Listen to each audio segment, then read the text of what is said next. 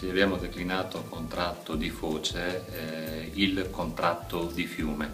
Cos'è il contratto di fiume? Il contratto di fiume è una forma particolare di accordo volontario tra tutte le istituzioni di un territorio e tutti i portatori di interesse finalizzate a far cosa?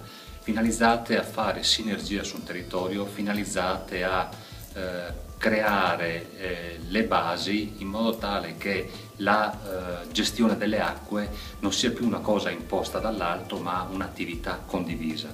In Italia non c'è una norma che definisce cosa è un contratto di fiume, come deve essere gestito il contratto di fiume, ma la Comunità Europea lo prevede nella direttiva quadro delle acque, sulle acque, le autorità di bacino lo prevedono, la Regione Veneto recentemente l'ha previsto nel piano territoriale regionale di coordinamento come